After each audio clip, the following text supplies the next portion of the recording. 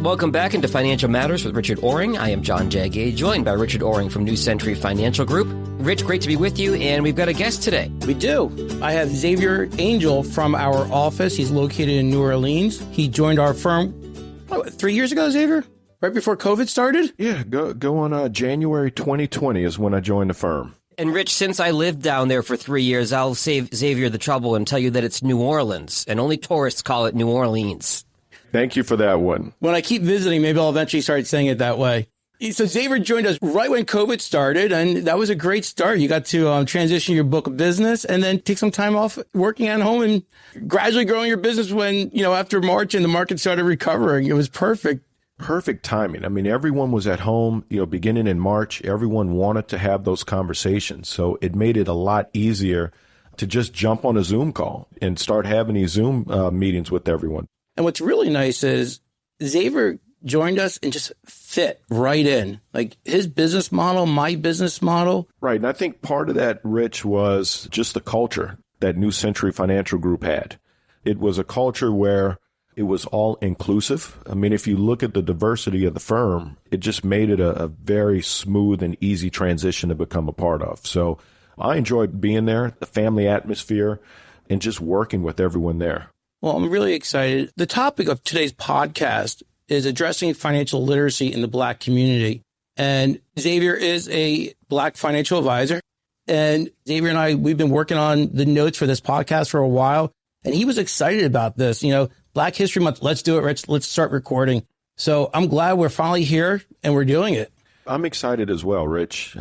This gives us an opportunity to talk about the income gaps and the inequalities between Black household and white households. And one of the things that I wanted to get from this was, where do we go? How do we begin to correct this with future generations? What can future generations begin to do so that they can close those gaps? Xavier, I think my first question for you with that in mind is, before we can address solutions, the first question is, how did we get here? What are some of the factors that go into how we ended up with such a discrepancy between Black and white households?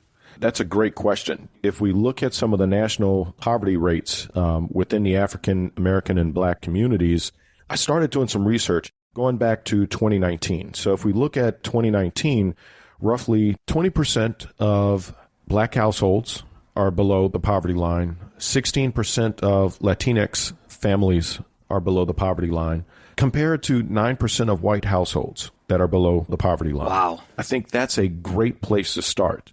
The average white household's wealth is about 8 times greater than the Black household here in the United States. And those numbers are based off of the Federal Reserve numbers. So when we talk about how did we get there, there's a couple things.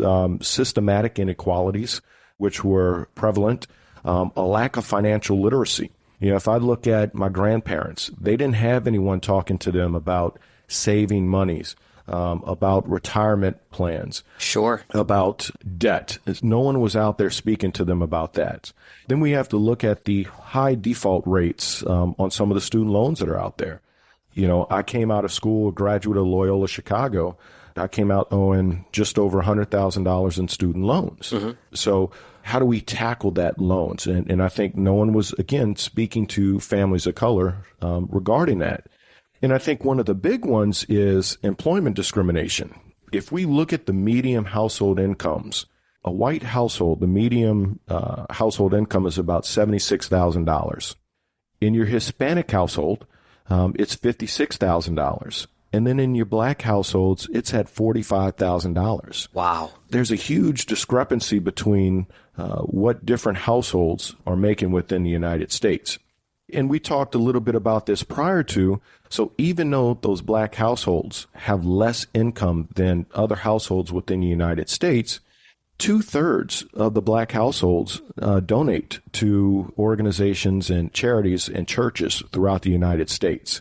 We donate, and I say we as a Black financial advisor, so in the community, we're donating about 8% more than what white households are donating.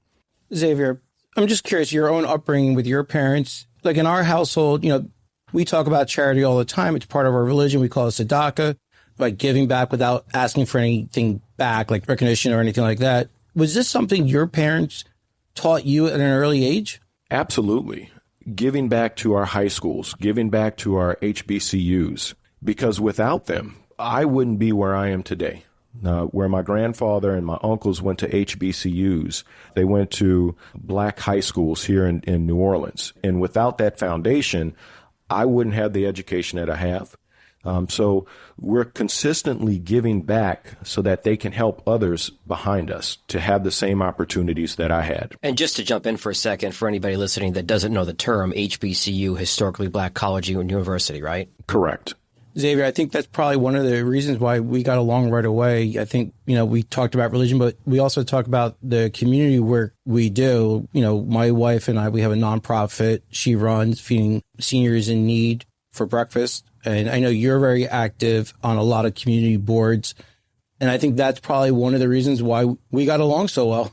We talked about that a lot. It brings, as I mentioned before, that inclusiveness and being able to work with someone who we have similar backgrounds in what we're doing in the community and how we approach giving. We don't expect anything in return, but we want to help those other people that don't have the same opportunities as ourselves. And that's one of the reasons. I'm going to include a video of the founder of Home Depot talking about how every store and employee is trained about giving back to the community. It's an amazing story, and there's a reason why the public doesn't know about it. On the show notes, I'm going to include that. Excellent. I want to jump in for a second because sometimes having one thing in common with a person can really connect you. So, for example, Rich and I are of the same religion. We connected over that. Both of you donate and give back to your communities. You connected over that. Xavier, when somebody walks into your office, a person of color walks into your office, is it there's sort of like this connection of like, hey, this person looks like me and understands some of the same things I've been through, and can that help get the conversation going when a new client comes in to see you? Absolutely. We have those conversations to where I can relate where someone is from and they can relate where I started.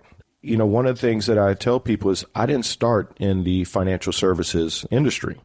I'm a job changer. I got started in this career after having, a 4-year career in the engineering field. And whether you're white, black, Hispanic, Latino, we can have those conversations about how I got to where I was and what my past experiences were when it comes to debt and savings.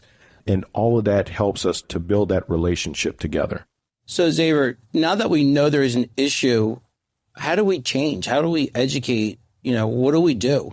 We've got to start teaching individuals on how to be informed, how to make effective financial decisions. And I think that starts with working with a financial planner.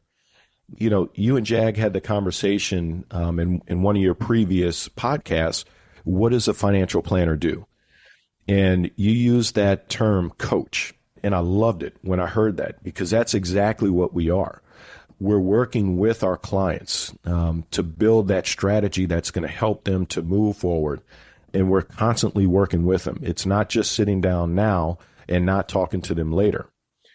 I believe through that financial planning process, it's not the plan that we give them, but it's having those conversations so that sometimes those solutions, they're coming up with their own solutions as we talk through different scenarios, whether it be the investment side or the insurance side or the tax planning side. So I think that's one of the most powerful things that individuals can do. Work with the financial advisor so that you're learning how to make those effective financial decisions. I think one of the issues is getting the person in the door to talk about the issues and get them on the right track. We have another advisor. Her name is Tiffany Jones with our group. She's a lady of color, northern part of New Jersey. Her husband left a job to start a consulting firm, but one of the things he did was he had a desire to start educating in the low-income Black communities on, financial literacy and start programs. So I guess the biggest thing is getting the word out there. Go make appointments with financial advisors.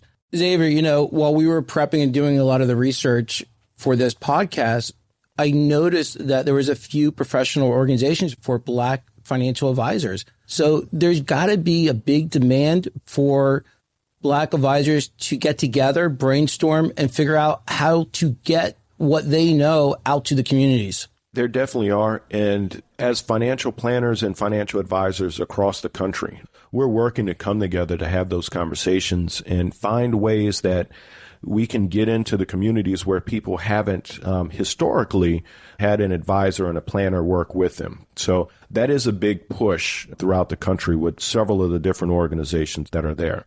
I know at New Century Financial Group, that's one of the things that we're working towards is let's reach out, let's touch some of the communities, work with them, begin to work with them on debt, how to reduce debt, how to make our money work for us, build flexibility accounts, otherwise known as emergency funds. So those are some of the things that we're out there doing. We talked last night. I can't put myself in your shoes. Mm-hmm. I could put myself in the shoes I currently wear because I know what it's like to be discriminated as a Jewish person, but not as a black person. I asked you a question. I said about discrimination or being prejudged. I said to you, if someone came into your office from Alabama, his name was Bubba, and you didn't say anything to him, you already have some things in your mind, maybe, because we all have some built-in, unfortunately, prejudices. We're smart enough to know that they're wrong. And I mentioned, like, my wife going to an auto body shop, and she got quoted this ridiculous amount of money. And I went to the same auto body shop myself with a different person, and it was like 2/3 lower. And I said to you, does that happen to you?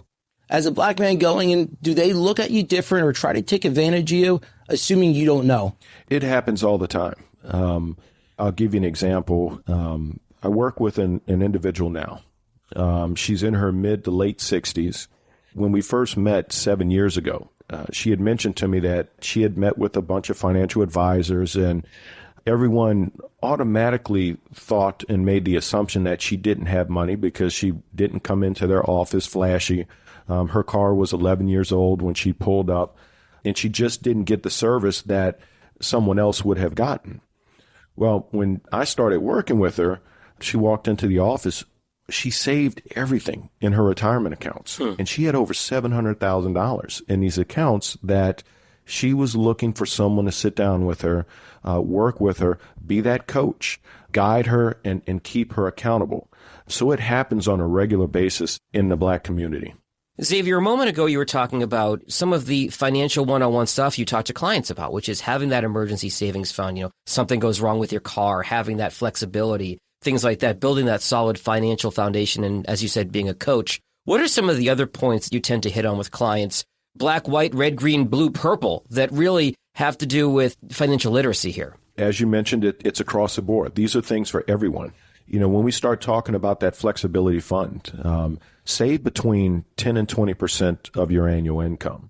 Let's look at ways to begin living within your financial means. Mm-hmm. Stop living for today and let's plan for tomorrow and build wealth. Let's manage spending. The other thing that I wanted to point out was begin thinking about investing. If you have not started investing, begin thinking about investing. I'll go back to a 2019 study. Only 33.5% of black households own stocks. That's somewhere where we need to begin looking at educating. And again, not just in the black community, everyone. But let's start investing. Talk to your advisor. Talk to your planner. They'll be able to work with you to find out what the right mix for you is and what the right place to go. It sounds like with that 33.5% number, it sounds like a lot of people aren't participating in their retirement plans at work. Correct. And I think it goes back to financial literacy. Xavier, a lot of my clients have been referring me, or they're calling themselves, because we all know interest rates are going to be going up. And they're concerned about maybe the last chance of buying a new home with a low rate or refinancing. And, you know, there's certain things we prep before they file an application for a loan. Do you want to mention that? Because I'm sure you're having the same phone calls with your clients. I am. Home ownership is powerful. And I think what we need to know is, what is our buying power? And by that, I mean, we need to obtain credit reports, review those for any inaccuracies that may be on there. Xavier, I actually, for myself and my wife, it's like $19 a month, and we get alerts if something shows up. We get a weekly update of credit scores going up and down.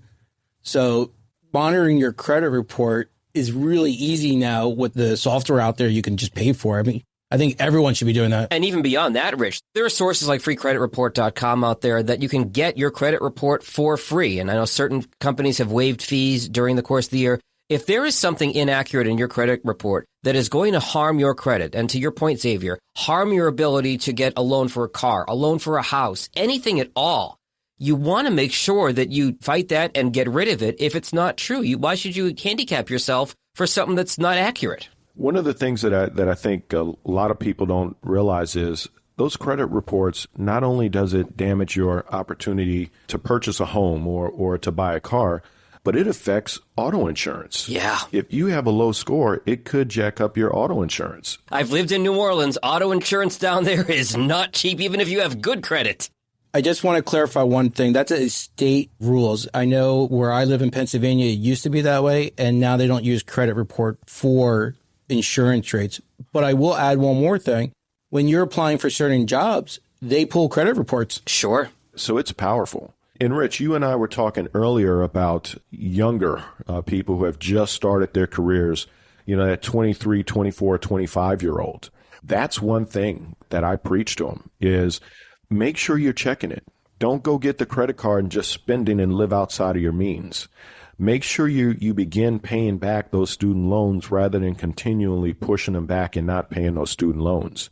I think all young adults should sit down with a financial planner and start working with them. Xavier, if you could, would you please step into my time machine and tell 20-year-old me all of these things? I really wish I had known that a couple of decades ago. Well, Jag, out of fairness, probably about a year ago, you and I recorded a podcast all about credit reports and scores and what to look for and the different ones and the new credit rating what just came out. Absolutely. Go back and check that previous episode. There you go. I think it would do a lot of benefit to people. Again, at New Century Financial Group, part of what we're doing is we've got to push, let's go out there and start working with these young adults and helping them to build wealth.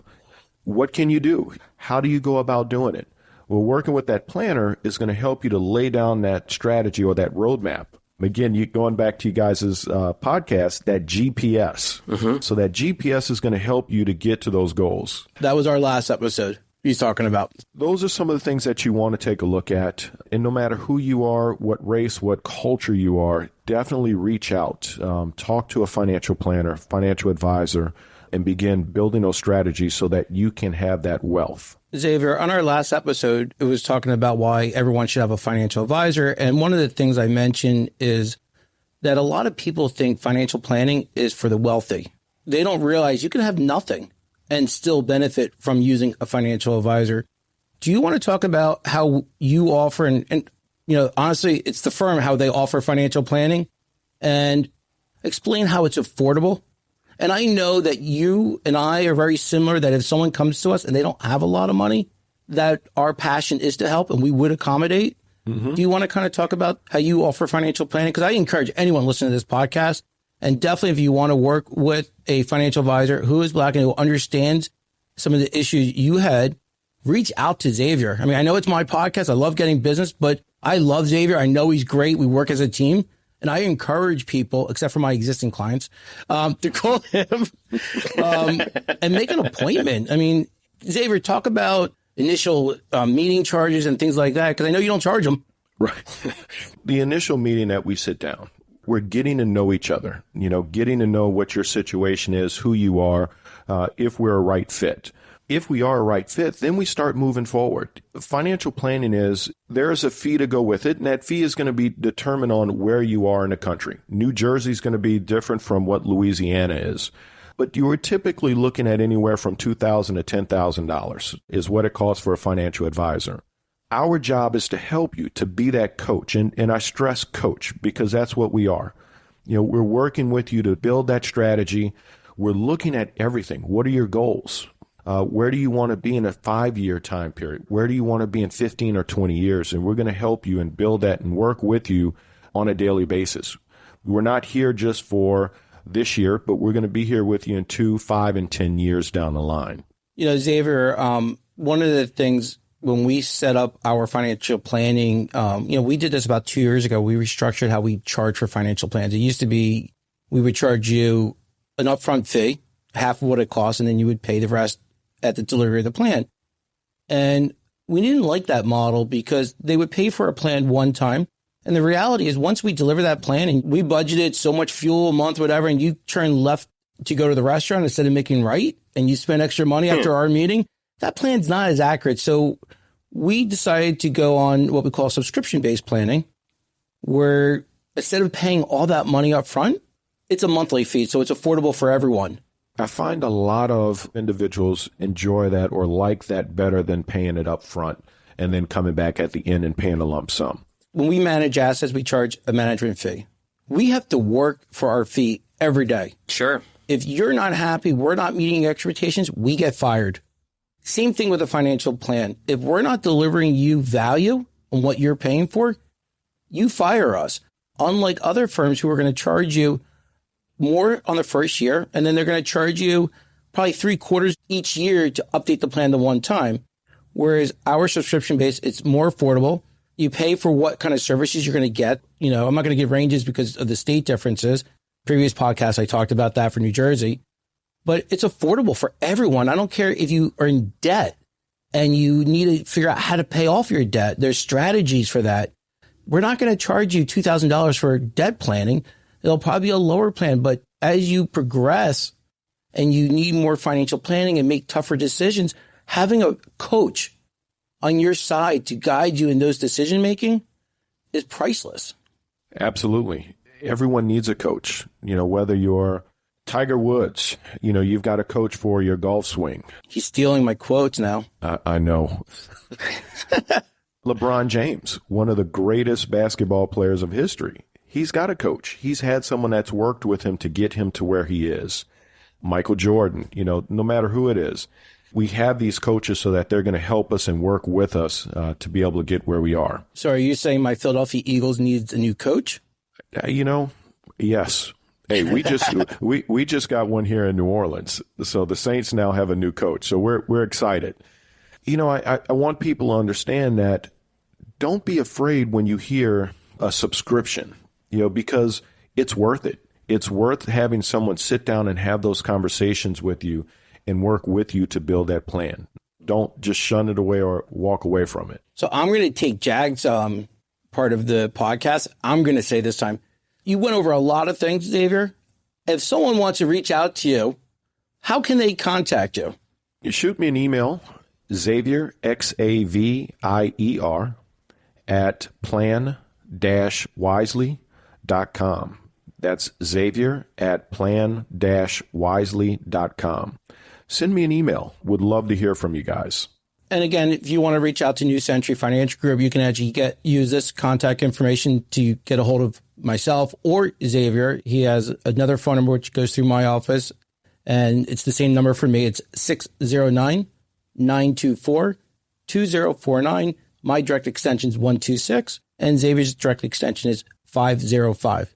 Last thing I'll leave you with, gentlemen, Xavier, since I spent a few years down in New Orleans, I'll let you know we're recording this on February 9th. My Randazzo's King Cake is on the way in the mail, so I'm waiting for that to enjoy here in a couple of days. Xavier, when we had dinner about 2 months ago, we stopped at Jag's favorite place, and I stood outside and took a picture and sent it to him, thinking I was going to make him jealous, until he sent me pictures back that he was in Hawaii. But I love going down there because everyone who knows me knows that I love food. Most people who work with me know that my original background was in the restaurant business. So anytime I get to go try different regional cuisines, it's a really nice treat for me. You could eat your way through New Orleans in a month and still not get through half of it. I have a lot of places I didn't hit in the 3 years I was there. Xavier, Rich, great stuff today, even if you stole my closing line, Rich. Pleasure to have you both on. We'll talk again soon. Thank you. And thank you, Xavier, for coming. And Jag, it's always a pleasure. Thank you guys for having me. Richard Oring's branch office is 1 Airport Place, Princeton, New Jersey, 08540. The branch phone number is 609-924-2049. Securities offered through Royal Alliance Associates, Inc., member FINRA, SIPC. Advisory services offered through New Century Financial Group, LLC, a registered investment advisor, not affiliated with Royal Alliance Associates, Inc. New Century Financial Group, LLC and Royal Alliance Associates, Inc. does not offer tax advice or tax services. Please consult your tax specialist for individual advice. We make no specific comments or recommendations on any tax-related details.